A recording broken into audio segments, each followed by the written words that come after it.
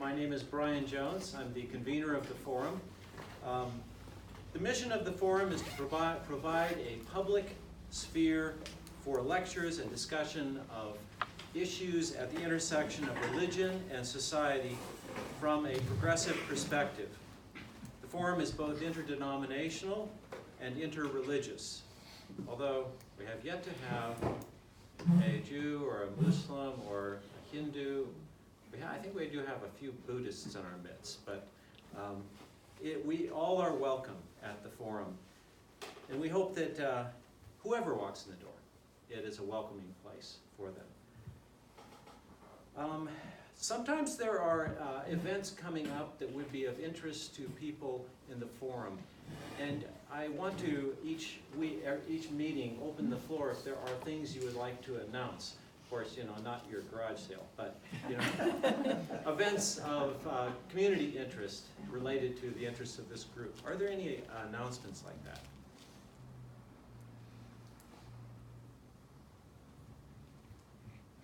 Okay. And I'll do that each time, if I can remember to do it each time. I was supposed to do it last time, and I forgot, so there may be some slippage. But if you have an event like that, this would be a forum for announcing it. The other thing is an idea I want to run by people who've been attending the forum. We have been providing snacks, and hopefully they will materialize this time also. Have not come yet, but they don't come for a while. Well, I'll survey you all to see if you have 5 loaves of bread and 2 fish. Anyway, it would be possible for us to sort of communally supply snacks. What that would entail is a few people making a pan of brownies, or bringing a bowl of nuts, or something like that. The forum has just about 0 budget, and our major expenditure is paying $25 for this room per meeting, which is pretty cheap, and providing some drinks and snacks. So if you're interested in doing that, please let me know. And I don't want to get overwhelmed, but on the other hand, it would really be nice to have some help to defray our expenses. I should also say at our last forum we had a bucket out that somebody from the audience said, couldn't you put out something so we can make a contribution? And we had not crossed our mind to do that, because this is a free public forum and we're not charging, and I don't want anybody to feel like they have to make a contribution. But $88 came in, which I thought was pretty encouraging. So thank you, and we will offer a basket if you want to drop $1 in or something. It's not like refreshments cost a great deal. So. The topic for the other 2 fall forums, the one on October 20th and the one on November 17th, will be as follows. On the 20th of October, the topic will be May I Die Now? Death with Dignity, Law, Ethics, and Religion. The presentation will focus on issues that may arise with the Oregon Death and Dignity Statute. Our panel to discuss these issues are the Reverend Dr. Judith Jones, Brent Buford, who had a legal practice and will be covering legal issues, and Ginny Hafner. Ginny has some personal experience with the application of the Oregon statute, both her husband and a friend. So that should be, I think, a pretty profound session, and I encourage you to attend. And then on November 17th, we'll have a panel presentation on religious perspectives on immigration and immigrants. And the Reverend Dr. Judith Jones is putting that panel together. We don't have a list of people on the panel yet. Both of these future presentations will be at 1 o'clock right here. So we have this room for all of the fall season. Our topic for today is Coming Out is Holy, LGBTQ in the Church. The controversy about this topic is known to all of us. Many of us are members of faith communities that have been seriously divided on this. Roman Catholics, Lutherans, Methodists, Presbyterians, Episcopalians, American Baptists, Church of Christ, and the list goes on and on. In every one of these churches, there has been division, discussion, and sometimes organizational division, forming new groups. Scripture and tradition are cited to justify one position or another. Also debated is our human nature. Who are we as gendered and sexual beings? What is natural? What is deviant? These are hard questions, but answers lie in better understanding, better information, and I believe a deeper experience of our humanity. Our presenters today are retired school administrator and current PFLAG chair, Jeannie St. John, PhD, and the Reverend Dr. Gavin Shoemate, Episcopal priest and Doctor of Obstetrics and Gynecology in Newport, right here. They will be discussing the 4 dimensions of human sexuality, the Bible's clobber passages. I had not heard that term until and the current state of LGBTQ marriage and ordination in mainstream and other denominations. Finally, they will be recommending specific practices churches can adopt to be experienced as truly welcoming in the LGBTQ community. So without further ado, I welcome them to take over. Let's welcome them.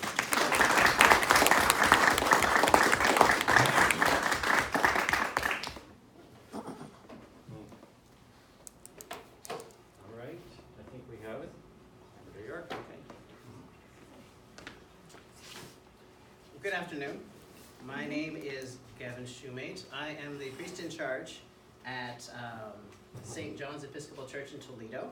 I was the associate at St. Stephen's in Newport until recently. And this is Jeannie St. John. Oh, I'm also, some of you also know me as a practicing OBGYN in the community. I work at Samaritan Pacific in Newport. This is Jeannie St. John. Jeannie is as Brian said, a retired Lincoln County School District Administrator and the current chair of the OCC chapter of PFLAG.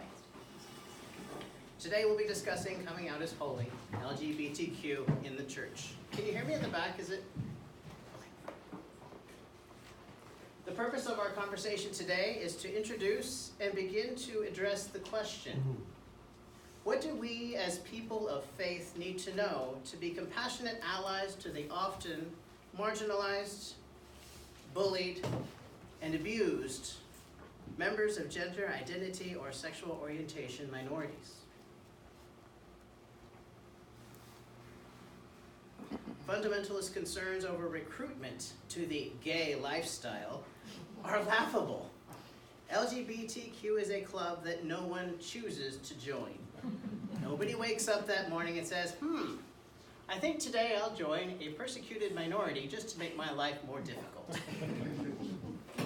While many marginalized people suffer the effects of minority stress, LGBTQ are the only ones who can't be sure of a loving and sympathetic response at home or in their church when they are bullied or attacked. Family rejection is a major source of stress and distress in the lives of many LGBTQ people, and fundamentalist churches of all faiths are a major cause of this distress.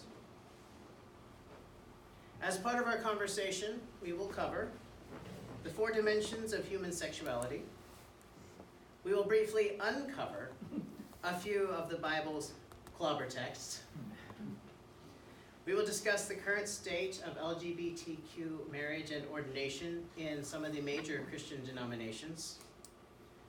We'll review the increasing level of threat to LGBTQ people.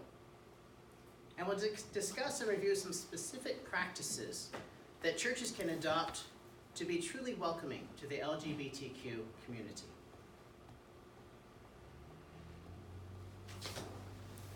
Handing it off. Who knew that there were dimensions of human sexuality? The 4 that we're going to cover are gender identity, gender expression, biological sex, and sexual orientation. So let's start with the basics.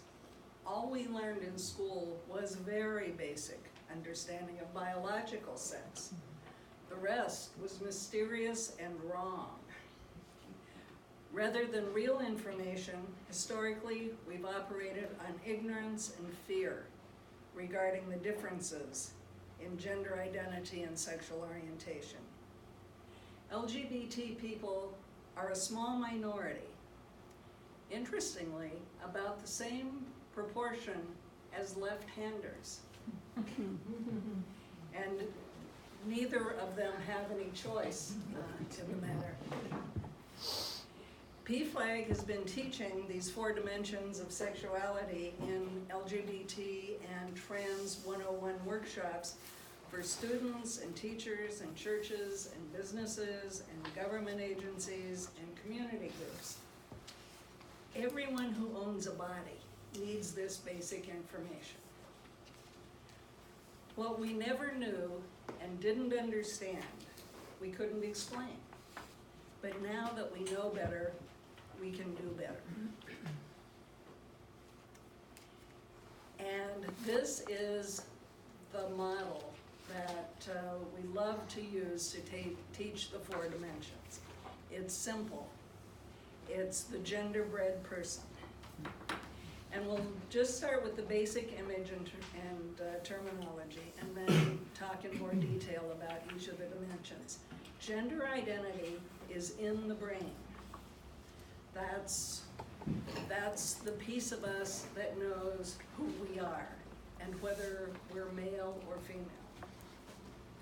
Gender expression, note, is on the outside of the body. That's how we choose to present ourselves, how feminine or how masculine or how in between we choose to appear. Biological sex, which is not just the plumbing, is a very complex system that often has, or not often, but sometimes has irregularities that most of us never learned about in our biology, high school biology class. And notice, and then the 4th, sexual orientation, that's the heart part. That's the feeling and emotional part of human sexuality. And notice, if I can make it, yes, I forgot to click. Gender identity, gender expression, biological sex, and sexual orientation. Notice that each of those is a spectrum. There's a line. And on the tables, there are some handouts that have the gender-bred person. If you want to take one, it's an interesting dinner conversation to have, looking at each person on each line and realizing the differences. That even within our families, and even if everybody is straight or everybody is gay, they are in different places on each of those lines. And that was a real realization, I think, for a lot of us in learning more about human sexuality. So now we're going to turn it over again to Dr. Shoemate, because he's the expert on the biological part. I like to think of these spectra as coffee. So, used to be coffee was really simple.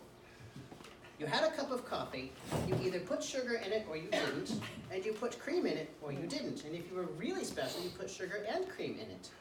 Now try doing that at Starbucks. Some of these orders that I've heard at Starbucks, my 17-year-old daughter, I call her Frappadifficult. Because her order is so complicated that I have to write it down in my phone to remember exactly what it is. So I think that's where we're going with our understanding of all of these different things on all of these different spectra, is that it's not as simple as cream or sugar, or cream and sugar, or I want it black. It's everything in between, and all of the things that we didn't realize that you could add to coffee to make it taste better. So, biological sex. When a woman gives birth to a baby, or in this day, sometimes even long before that. Reveal parties. Yes, someone tells her, congratulations, it's a boy, or congratulations, it's a girl.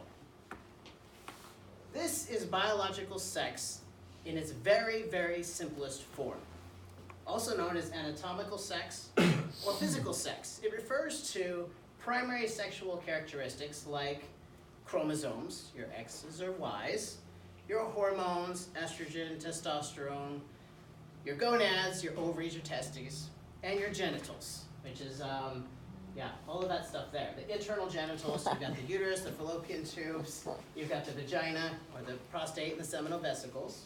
The external, you've got the clitoris, you've got the labia, the vulva, the penis, the scrotum, and the foreskin. I never thought I'd say these words out loud in public in church. And they're there. So, as well as secondary sex characteristics such as hair growth, breasts, body shape, voice changes, height, and menstruation. But is it really that simple? You ought to know if I'm asking you that question, the answer is no. In reality, biological sex, like gender identity and expression for most folks, is a little more nuanced than that. And very rarely, parents get different news. That their child is what we call intersex. Now the old term for this was hermaphrodite, referring to an individual possessing sexual characteristics of both male Hermes and female Aphrodite, hence hermaphrodite. Medically, this terminology was not only misleading and stigmatizing, but also inaccurate. These individuals are born with any number of variations, several variations, in sex characteristics, including chromosomes, gonads, sex hormones, or genitals that don't fit the typical or normative definitions for male or female bodies. Such variations might include genital ambiguity and combinations of chromosomal genotype and sexual phenotype other than XY male and XX female. Now let's talk about gender identity. Gender identity is all about how you think of yourself. It's about how you internally interpret the chemistry that composes you and how that correlates with the contextual, socially defined aspects of manness or womanness you either do or don't align with. In this case, we're talking about the norms or the social expectations and roles placed upon the men and the women in a society. A few of the typical norms of manness might be strong, strong-willed, logical, athletic, and the roles of leader, builder, protector. For womanness, we might think of the norms empathetic, sensitive, caring, soft, and the roles teacher, caretaker, supporter.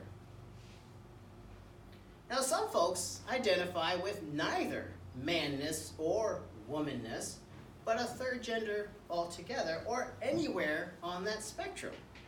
Some folks identify with aspects of both and might use the label gender queer to describe their identity. And these are some pictures of people who don't quite fit the norms. Now, it's been accepted that we form our gender identity around the age of 3, and that after that age, it is incredibly difficult to change it. Formation of identity is affected by hormones and environment just as much as it is by biological sex. When gender identity and biological sex are congruent and in line, we use the term cisgender, cis meaning same. When someone is assigned a gender based on their sex at birth that doesn't align with how they come to identify, we refer to them as transgender. Now these are some examples of some transgender individuals in society today. The one at the bottom, I didn't know who this was. Does anybody know who this is? Bailey and Buschbaum is a former German pole vaulter. I've looked that one up. And Jeannie's going to talk about gender expression. All right. So expression, as we said before, was what's on the outside. The way you present gender, your actions, clothing, demeanor. It's how you appear in public and what assumptions you want people to make about your gender or not. We often think of masculine dress as being baggy and casual and functional, and feminine dress is more form-fitting, colorful, and maybe frivolous. And then the term androgynous is used to describe gender expression that is has elements of both or neither, and I'm thinking about baggy sweats here. Those are pretty androgynous and gender neutral. Now, gender expression,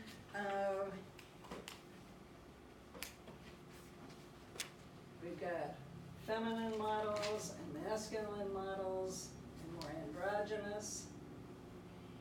And then we've got the same person with different gender expressions. Now, these models are not transgender people. These are not before and after pictures. They're Sunday and Monday pictures.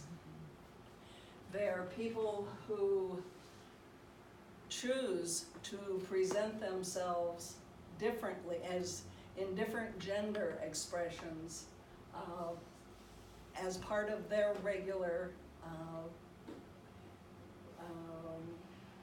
life, and they are comfortable being between the two genders. Often this is called gender neutral or non-binary. And more we're hearing the term non-binary, which means it's all a spectrum. This is not about either or. It's realizing that there is this area where people are beginning to feel comfortable expressing as both genders. I love this one. Have any of you been watching Queer Eye?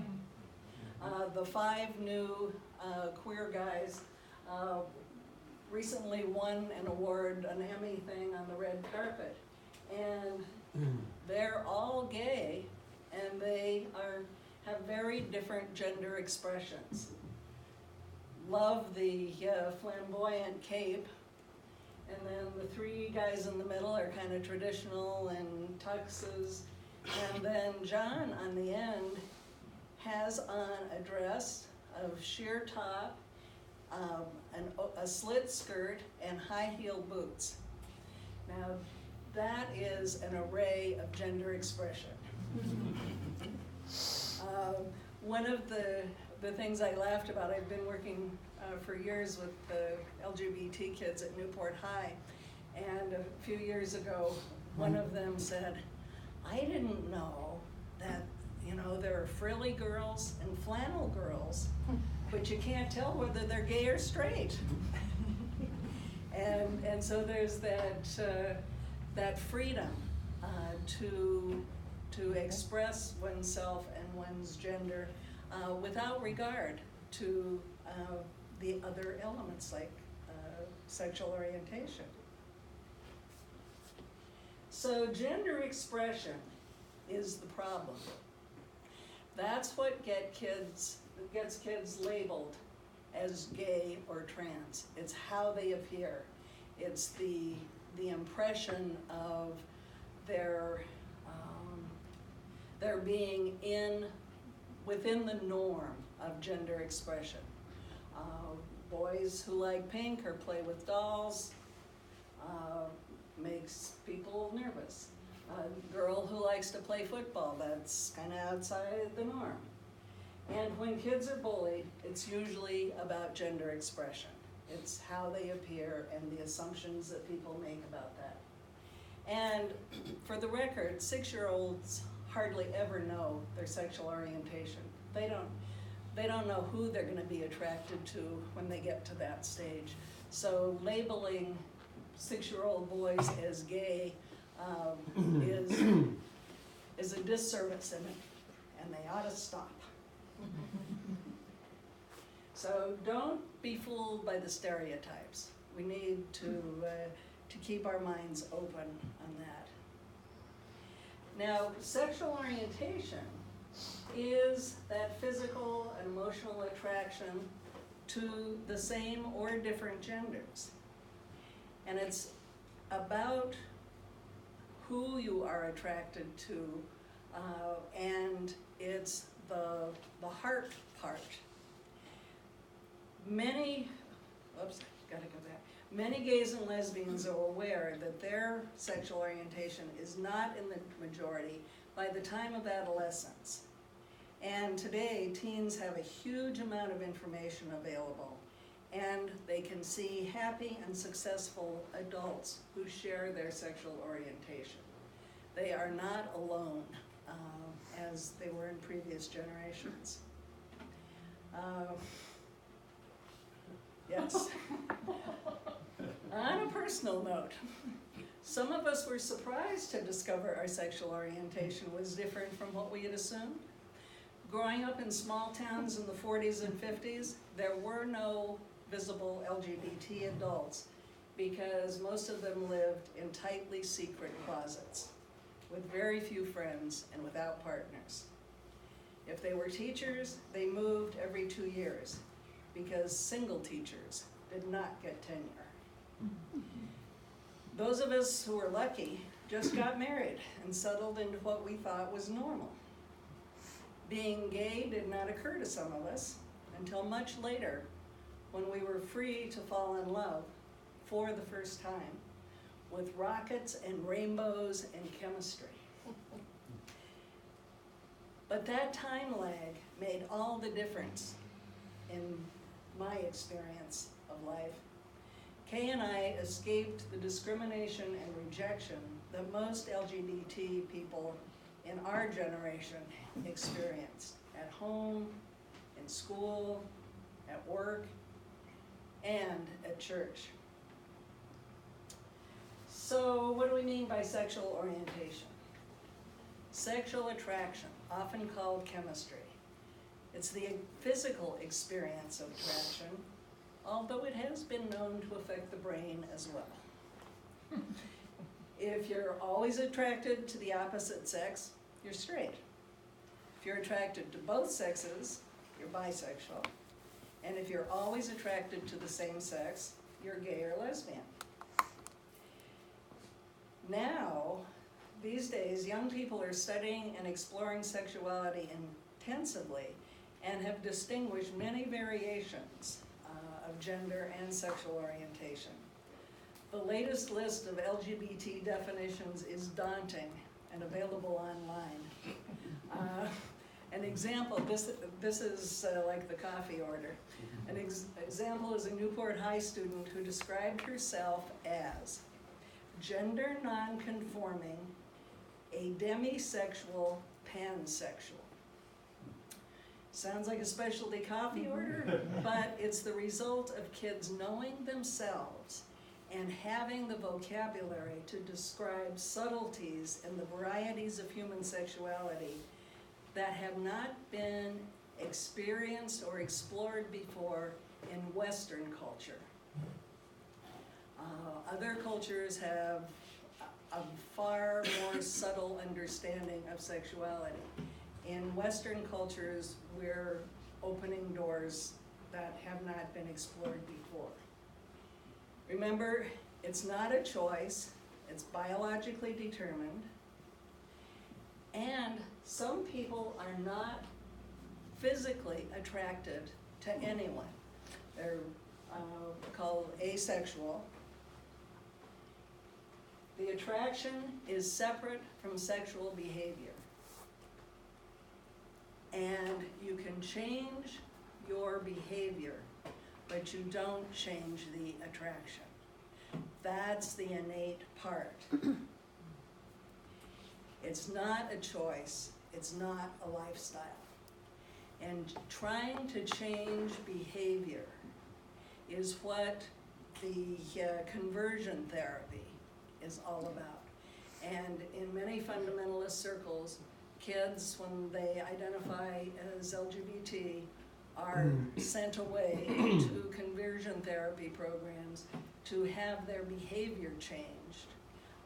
And the result is often serious mental health issues and distress and pain. And thank goodness, conversion therapy has been outlawed in many states, including Oregon.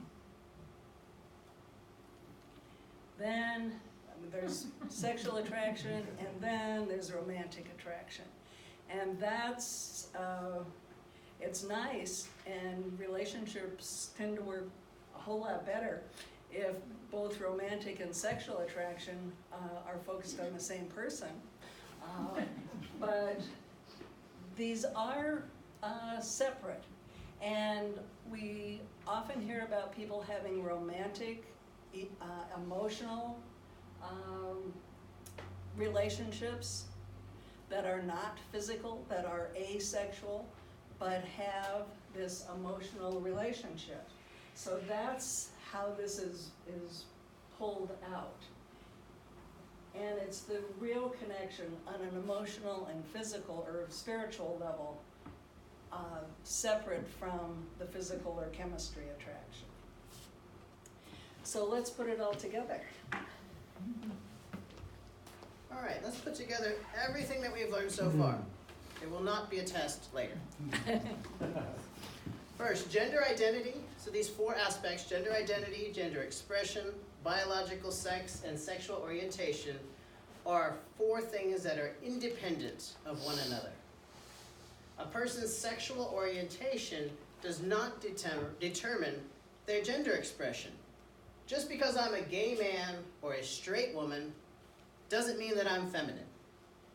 Just because I'm a lesbian or a straight man doesn't mean that I'm masculine in my gender expression.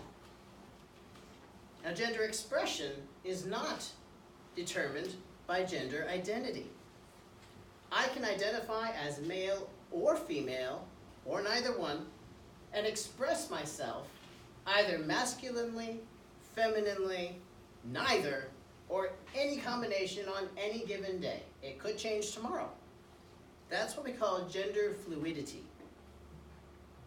And gender identity is not determined by biological sex. And we've learned the difference between cisgender, people whose biological sex is in alignment with who they understand themselves to be, and transgender, people whose biological sex is not in alignment with who they identify as in terms of gender. And we've learned about the spectrum of gender that exists between the traditional male and female binary. And also every other mismatch of A isn't determined by B combination you can dream of. So every Starbucks combination on the map falls under this. While those variables certainly affect one another because they're all in a sense related and they exist within each person, it is important to remember that they do not determine one another. Now this is a video. This is from a TV show called So You Think You Can Dance. Has anybody heard of it? Yeah. This dance was choreographed by a gay, cisgendered man and danced by a gay, cisgendered black man and a straight, cisgendered white woman. This very nicely captures all four dimensions of human sexuality that we've been discussing, as well as the response of society to those individuals who just don't quite fit the mold. So, take a look.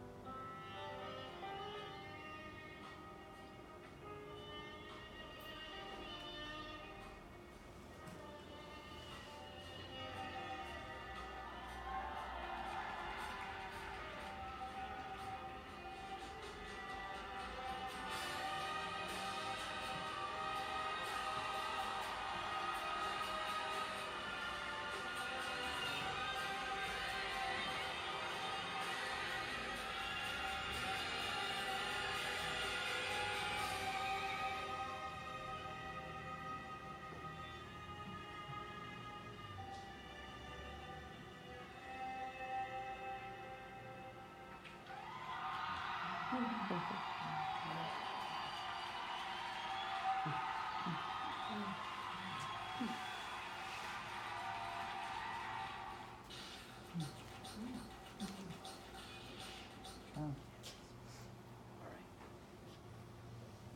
we'll move on to the second portion of our conversation today, is uncovering the clobber texts. To clobber, to utterly defeat, to deal with someone harshly, to strike violently and repeatedly, to batter, to maul. Synonyms for clobber include assault, pound, pummel, smash, attack, annihilate, crush, overpower, overwhelm, massacre, and vanquish.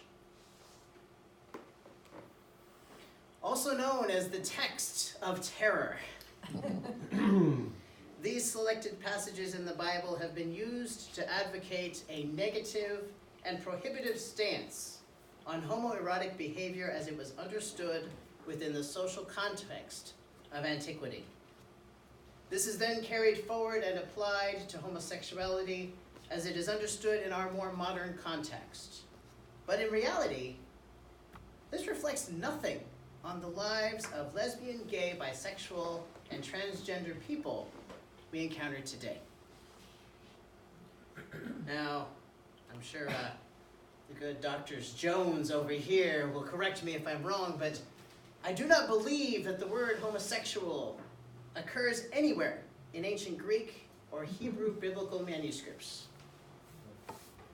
No, good. The word and concept as we understand it today were non-existent in antiquity. The same is true for the words sodomy and sodomite, unless you're talking about someone from Sodom. There is no biblical passage that clearly and decisively condemns gays and lesbians. None that argues for the prohibition of LGBTQ from membership in the body of Christ. None that prevents LGBTQ people from being ordained into Christian ministry. And none that negates the validity, worth, and right of LGBTQ relationships. While there are many biblical passages that have been used by Christians against the LGBTQ community, these are three of the most commonly cited texts, and I only had so much time.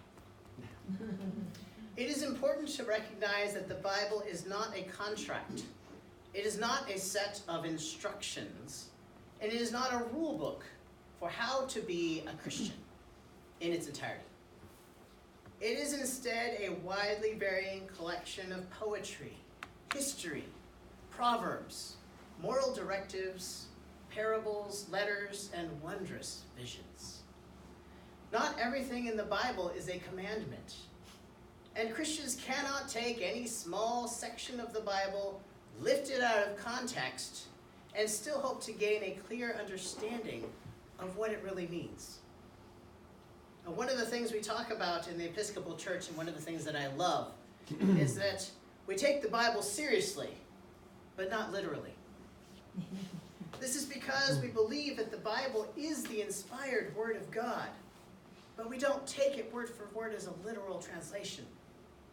Now, in contrast, biblical literalism is a theological belief that one should regard the contents of the Bible as literally true and inerrant.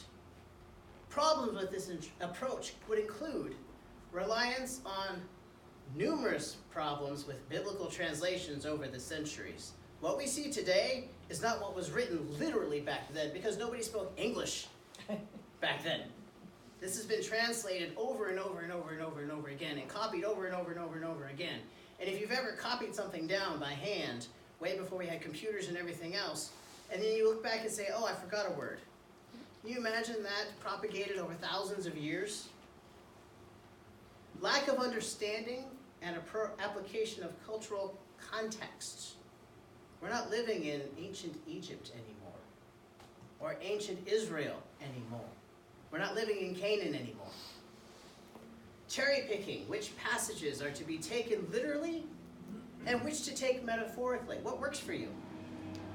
And ignorance of contradictions within the Bible itself, and the interpretation not quite jiving with reality. Even Genesis itself gives two different illustrations of creation, and they're not the same. Now, those who use the clobber texts use these texts to clobber the LGBTQ community frequently are either biblical literalists or proof texters. I was warned about proof texting in seminary. Proof texting is the use of certain short passages, often even just one single verse, pulled from the Bible to support a particular belief or doctrine. Now, the problem with this method is that the person who proof texts usually gives these verses a meaning that might be entirely different than what was intended by the writer. The Bible is written in such a way that most of the verses cannot be correctly understood in a standalone fashion. You have to read around it and understand the context of the verse. You have to know who wrote it, when did they write it, what was happening during that time period, where were they writing from. All of this is important to arrive at what God intended for the verse and the passage to convey. I'll give you an example to demonstrate the danger of proof texting. A man dissatisfied with his life decides to consult the Bible for guidance. Closing his eyes, he flips open the Bible, points to a spot, and looks at the verse under his finger. He reads it. It says, "Then Judas went away and hanged himself." Finding these words unhelpful, he does it again. Boom. Puts his finger down. This one reads, "Jesus told him, 'Go and do likewise.'" He's desperate. He closes it again and he tries one more time and he puts his finger down and it says, "What you are about to do, do quickly." Don't proof text. So the first story I want to address is about Sodom and Gomorrah, and I think almost everybody has heard of the fiery demise of Sodom and Gomorrah, which has commonly been used as a condemnation of homosexuality. God sends two angels disguised as men into the city of Sodom, where the men of Sodom threaten to rape them. The angels blind the men and God destroys the city. Now, for centuries, this story was interpreted as God's judgment on same-sex relations. But the only form of same-sex behavior described is a threatened gang rape. The story of Sodom and Gomorrah is a case of ostensibly heterosexual males intent on humiliating strangers by treating them like women and demasculinizing them. This brutal behavior has nothing to do with the question of whether genuine love expressed between consenting adults of the same sex is legitimate or not. So, okay, gang rape is not good. It is also not the same thing as homosexuality. But the recap of Sodom and Gomorrah found in Ezekiel highlights what might be the real point of this story. And the verse says this: "Now this was the sin of your sister Sodom. She and her daughters were arrogant, overfed, and unconcerned. They did not help the poor and needy." The story of Sodom and Gomorrah is about hospitality. In our contemporary world, hospitality means providing treats and snacks and being gracious and cordial to a visitor who comes to your home. But it wasn't the same thing in biblical times. They didn't have planes, they didn't have trains, there were no automobiles, there was no convenience stores, there's no Dollar General across the street, there's no air conditioning, and there's no traveling in comfort. In a country where the cities and the villages were separated by harsh desert, hospitality was more than just good manners. It was a matter of life and death. And to show hospitality to a stranger was considered a sacred obligation. The story of Sodom and Gomorrah is about the withholding of this hospitality, focused on God's punishment of rape, hostility, violence, and idolatry. There's zero condemnation of loving same-sex relationships in the story of Sodom and Gomorrah. Clobber text number 2. This is the most challenging one to address, and I think you could probably teach an entire semester on Leviticus alone. So trying to narrow it down to just a few minutes was challenging. Leviticus 18:22 states, "You," referring masculinely, "shall not lie with a male as with a woman. It is an abomination." And the second passage in Leviticus 20:13 adds a penalty. If a man lies with a male as with a woman, both of them have committed an abomination. They shall be put to death, their blood is upon them. The Holiness Code in Leviticus provides a list of these abominations that had a specific purpose. They were meant to separate the Israelites from the surrounding nations and their respective cult practices. They were to define the community, and of clearly separating and delineating the worship of Yahweh, or God, from that of the pagan gods. The ban in Leviticus 18 and 20 on homosexual acts is one of more than a dozen behaviors that are proscribed in these texts, including bestiality, idolatry, cheating, lying, stealing, witchcraft, augury, wizardry, incest, though interestingly, there is no prohibition against father-daughter sexual relations, but there is a prohibition against every other combination of incest.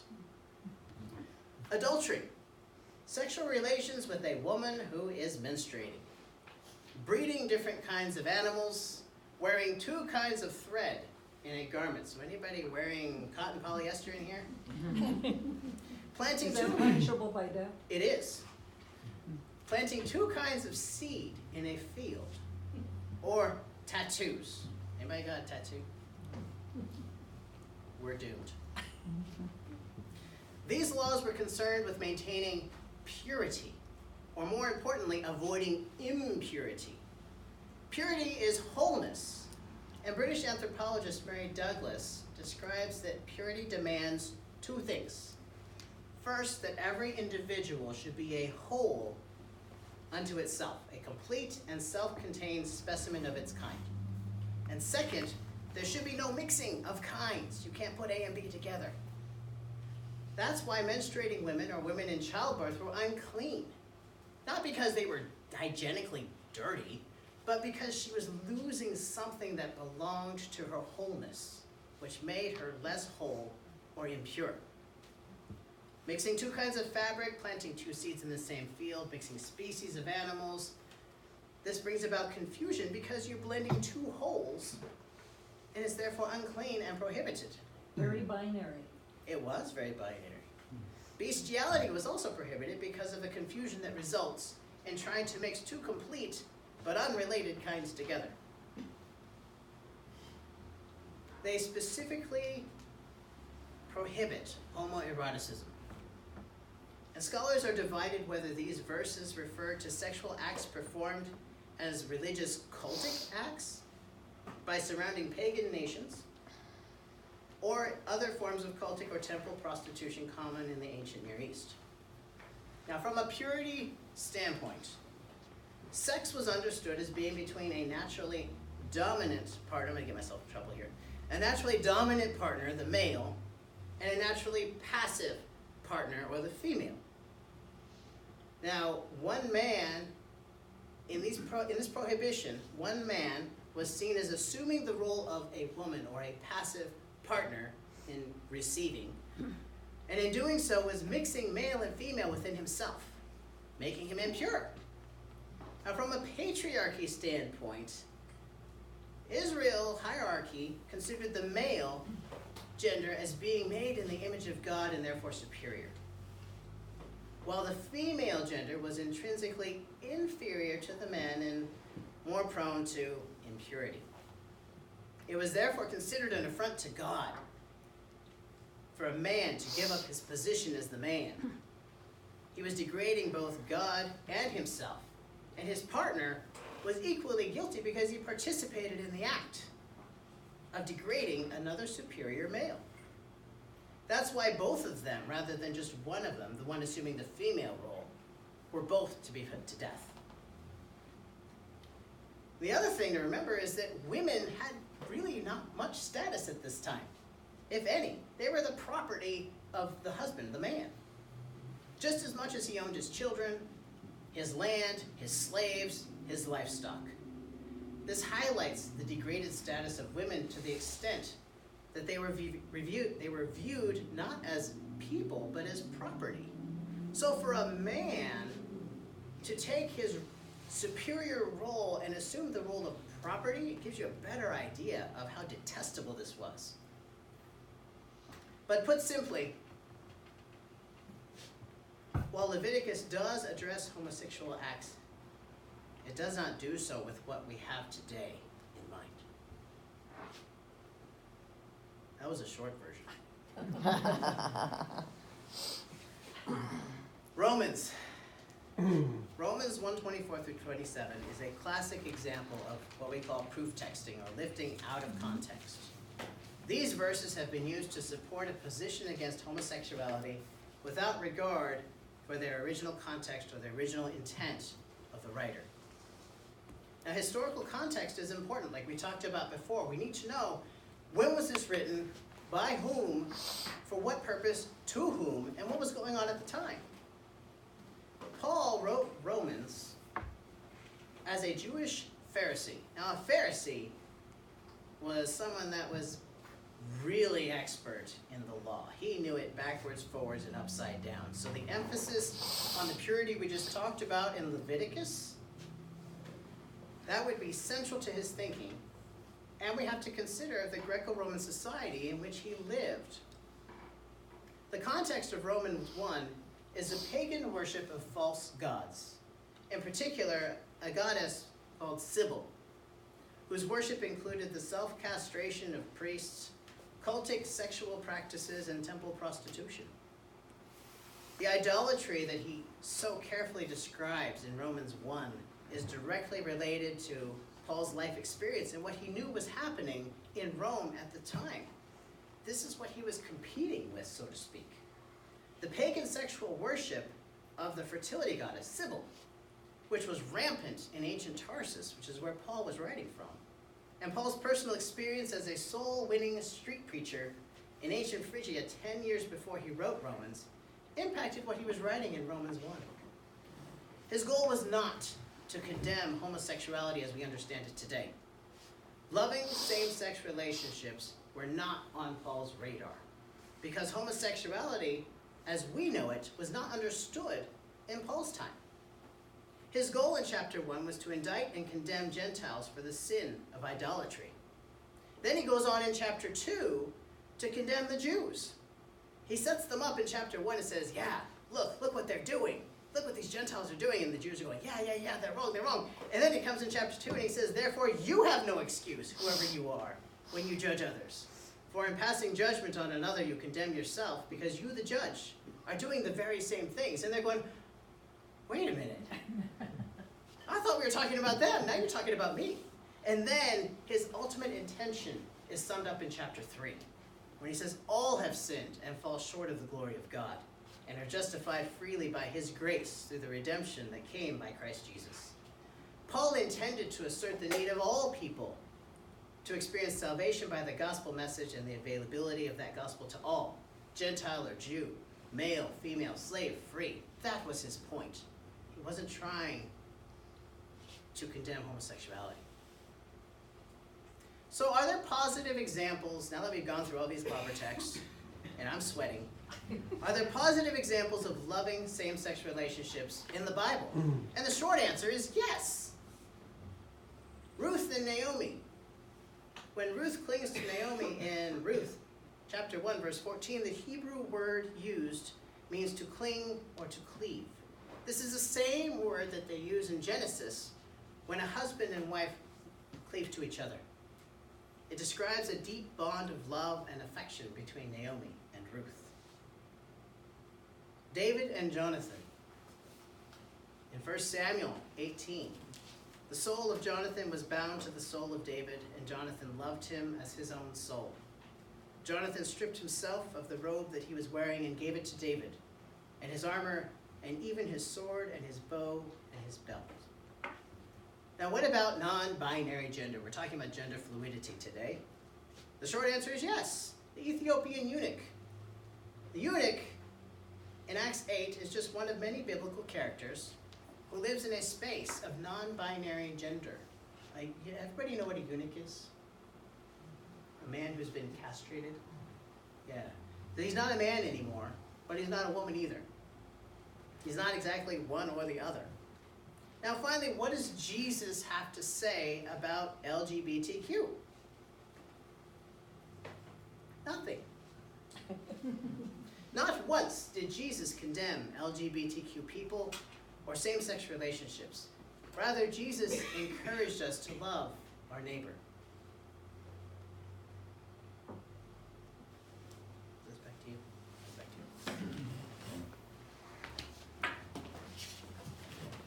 So we want to take a look at churches and their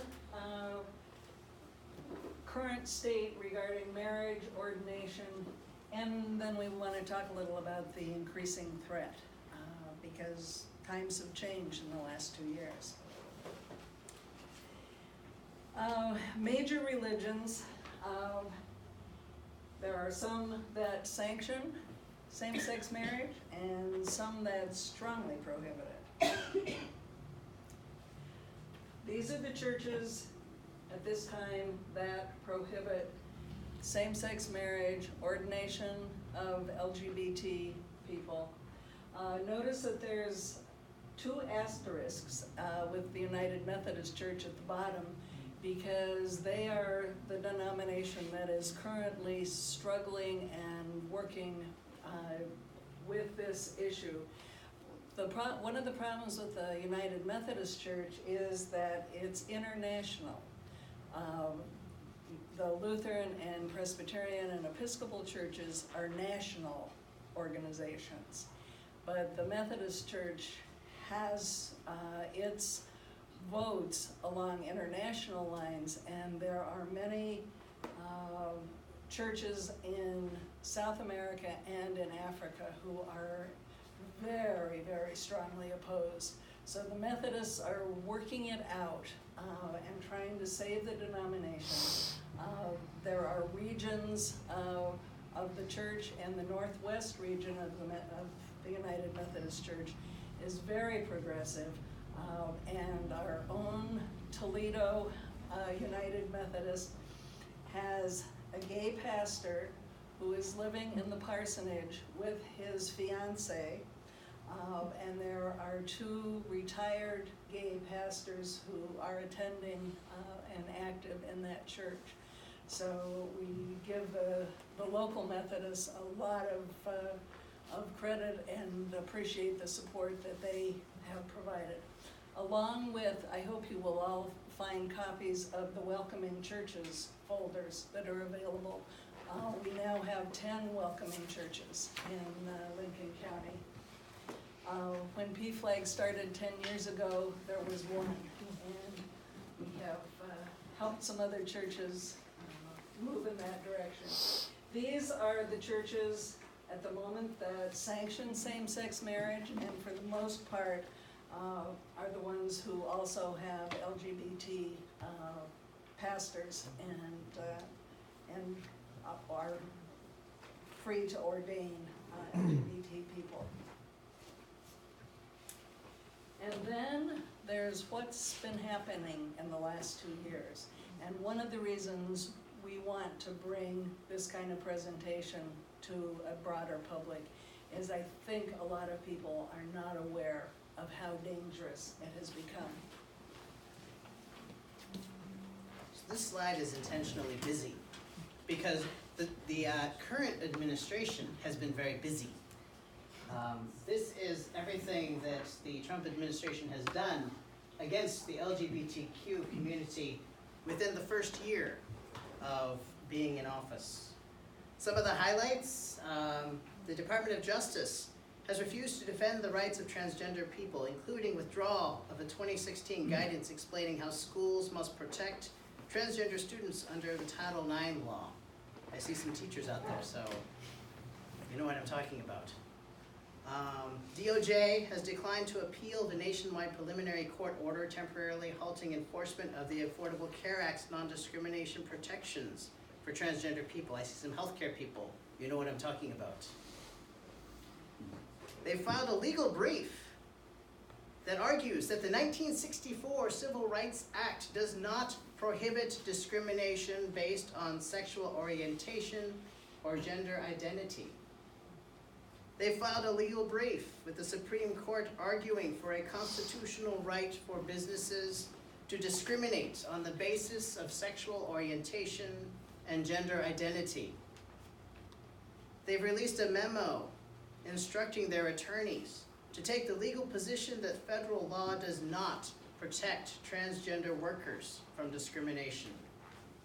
And they've released a sweeping license to discriminate, allowing federal agencies, government contractors, government grantees, and even private businesses to engage in illegal discrimination as long as they can cite religious reasons for doing so. The Department of Housing and Urban Development has withdrawn policies designed to protect LGBTQ people experiencing homelessness. The Department of Health and Human Services is no longer collecting information on LGBT participants in its national survey to determine what services are needed. Or the census. I'm getting there too. They've rolled back regulations interpreting the Affordable Care Act's non-discrimination provisions, as we discussed before. The Census Bureau has retracted a proposal to collect demographic information on LGBT people in the 2020 census. And some of you might remember that the staff at the CDC were instructed not to use words like transgender, vulnerable, entitlement, diversity, fetus. That made my job hard. Evidence-based and science-based in official documents, as if erasing them from the literature will erase them from our society. It's not any better in 2018. The discriminatory actions have continued. LGBTQ rights to health care have been undermined in the name of religious freedom through the creation of a conscience and religious freedom division in the Department of Health and Human Services. Complaints of exclusion from transgender students based solely on gender identity will be summarily dismissed by the Department of Education. They won't even look into them. Trump has reinstated a discriminatory ban on transgender military service through Twitter. The DOJ has adopted a policy of housing transgender federal prisoners in facilities that match their sex assigned at birth. Can you imagine what that would be like for those prisoners? The Department of Labor has encouraged the granting of broad religious exemptions to federal contractors with religious-based objections to complying with non-discrimination laws. In short, the onslaught continues. Down to baking cakes, yeah. Now, in this presentation, we've reviewed some of what we as people of faith need to know to be compassionate allies to the often marginalized, bullied, and abused members of gender identity or sexual orientation minorities. Now what? How do we act on that knowledge? What do we do? As Christians, we believe that God is love and that each human being was made in the image of God. Beautiful, unique, and whole.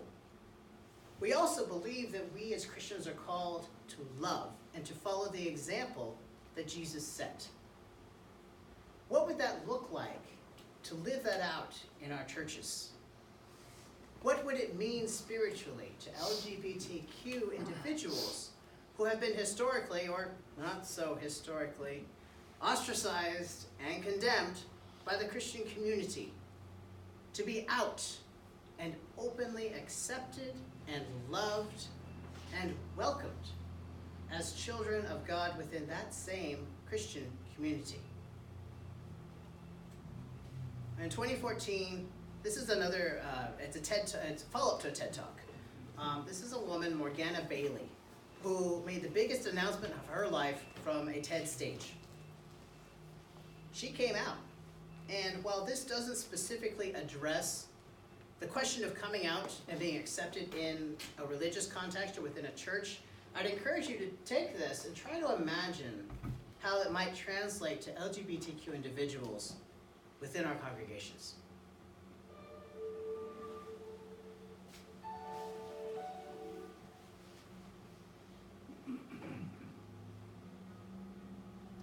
I was born and raised in Manhattan, Kansas, which is 2 hours west of Kansas City. Coming out for me was very difficult.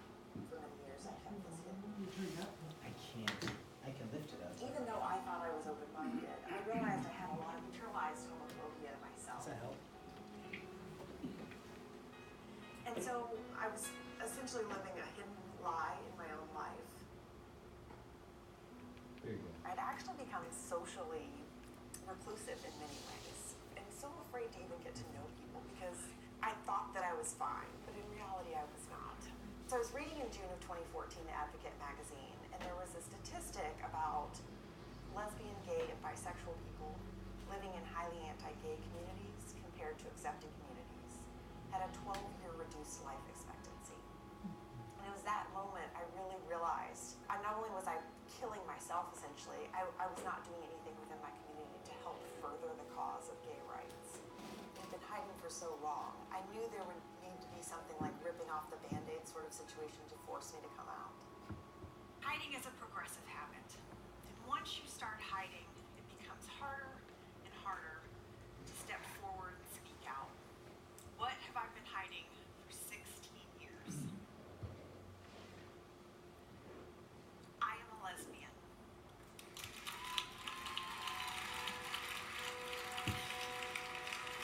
When I got back home to Kansas, I remember landing at the airport and driving back into my home state of Kansas and feeling physically lighter and free. To know that I was finally going to be able to live my life freely and openly was remarkable. And I can't even believe how much my life has changed. I've had some articles written about me, and I've gotten some wonderful opportunities to talk at conferences. And since then, hundreds of people have contacted me. I've gotten one person who actually mailed me a letter from France, and now we're pen pals. We've written back and forth a couple times. And many of them are lesbian, gay, bisexual, transgender, but a lot of them have said too, they're still hiding. And it's global. All sorts of things they're hiding and covering and thinking if people knew this about me, they would somehow reject me. But really, it's showing that part of your true self that really makes a deeper connection with people. I'm out with someone publicly and being able to let my neighbors know that there's two lesbians that live next to them, and that's okay, and they look really happy, right? So she's helping me push myself to live my truth even more, and that's been a beautiful thing. I've lived my life the best I could all along, but now I realize I'm going to be able to live it even more brilliantly and in brighter colors. And all that strife and toil has actually turned into a beautiful thing where I can even live even fuller.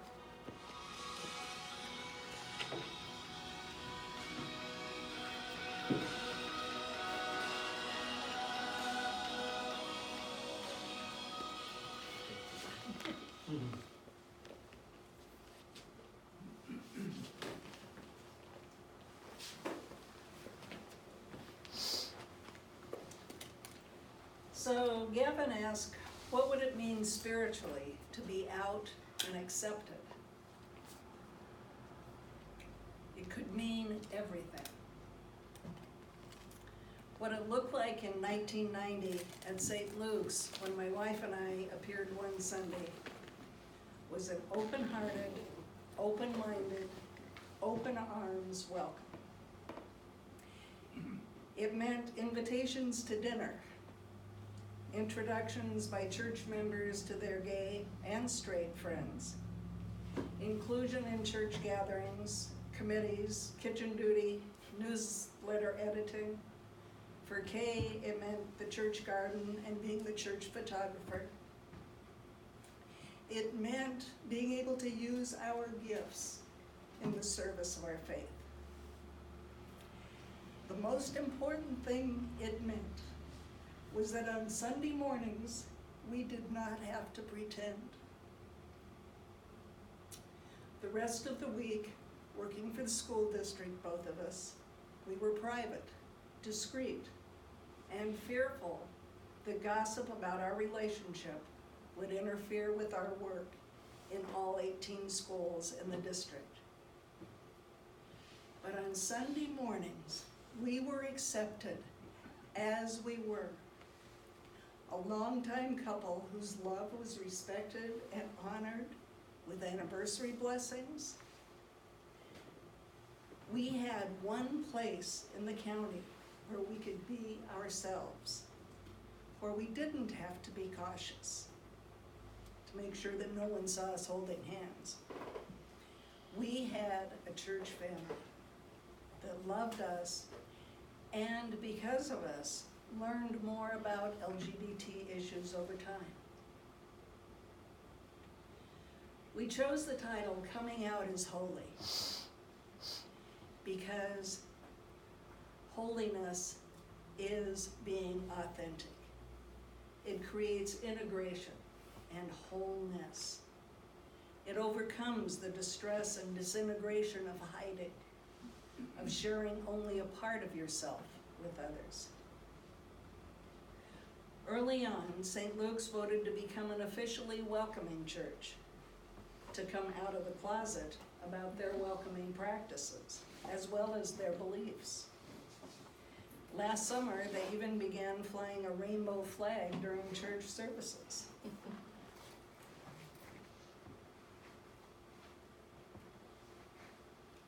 Here are some specific ways that churches could be more welcoming. Safe space stickers, and I think we have some back there on the table. Claire Hall, our newly out transgender commissioner, the Board of Commissioners. Claire is a new board member for PFLAG, and she's here with us staffing the PFLAG information table today. And there are little stick-on safe space stickers that you're welcome to take for your home, for an office. Gavin was the first medical healthcare provider that has a safe space sticker on their office door. School staff have safe space stickers on their doors. And this is only if you are comfortable being a safe place and a safe person. If you can talk comfortably about LGBT issues. On the other hand, if you are just willing to be a safe space for someone in an emergency, that's okay too. But in schools and offices, we ask people to make sure that they're comfortable being a safe person if they use one of the safe space stickers. Welcoming statements for churches on their websites, in their newsletters, and weekly bulletins. And that makes a huge difference. People now use the web to browse for churches. And if you don't see a rainbow, if you don't see a welcoming statement, then you can be pretty sure that they haven't gotten there yet. They need a little more time or encouragement, but watch for welcoming messages, and make sure if you are part of a faith community that your publications carry that message. Celebrating anniversaries of LGBT people is huge. You can't can't imagine what it is like after many years of being quiet and discreet to be able to go up and receive a blessing, an anniversary blessing, and to have the full support of the congregation. That is just huge. Couples groups at church, making sure that LGBT couples are comfortable and included.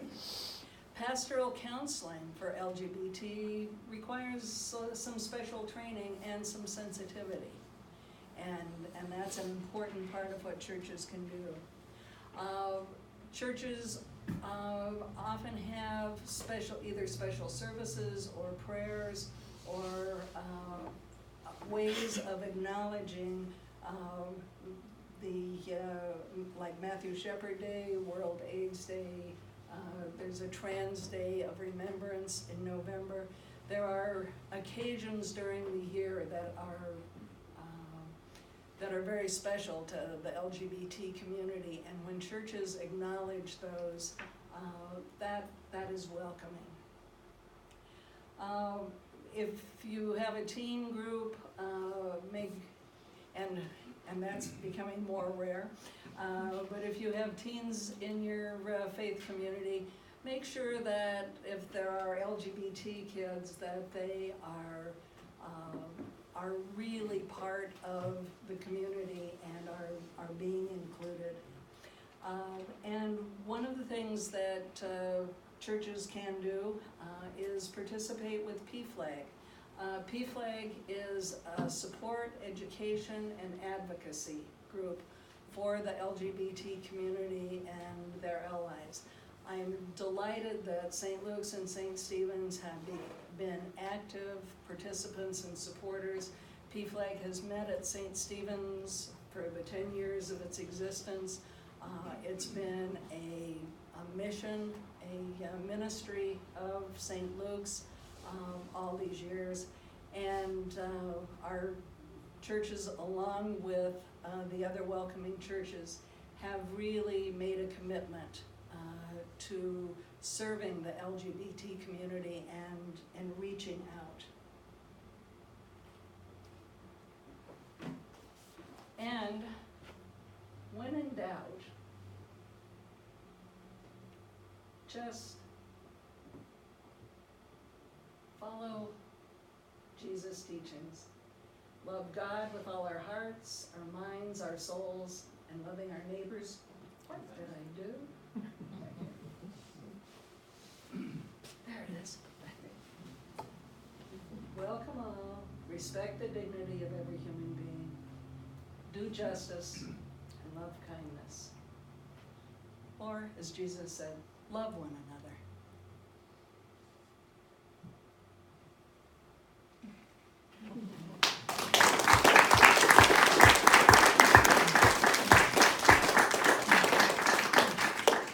We have some time, not a great deal, but some time for questions and conversation. We also have some snacks in the back, so if you'd like to stand up, get some snacks while we're having the conversation, you're welcome to do that. You want to handle questions, or you want me to direct it? I can.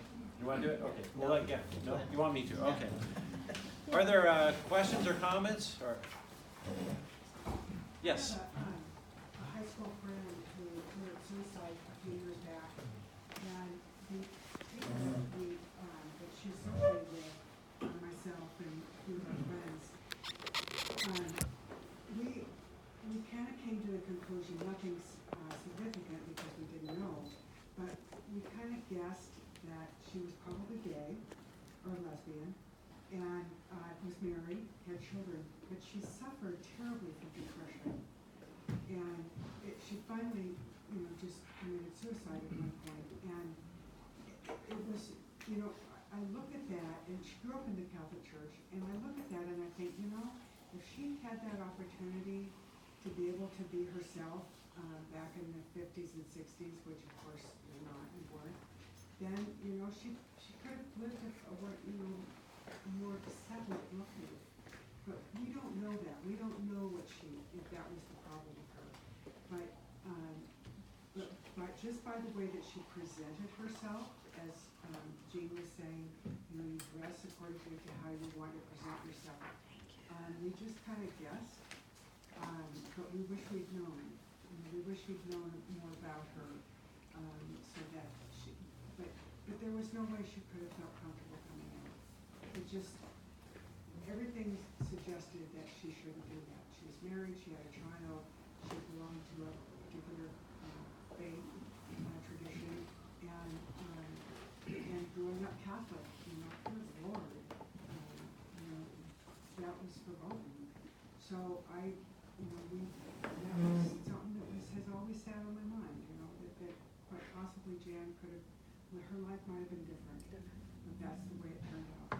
Is there anyone else in the room who has a direct knowledge of a person, not just, I read about them in the paper, who committed suicide, quite likely, from your understanding, because of shame over LGBT identity? Anybody else have a friend you know of, somebody related? I'm actually surprised because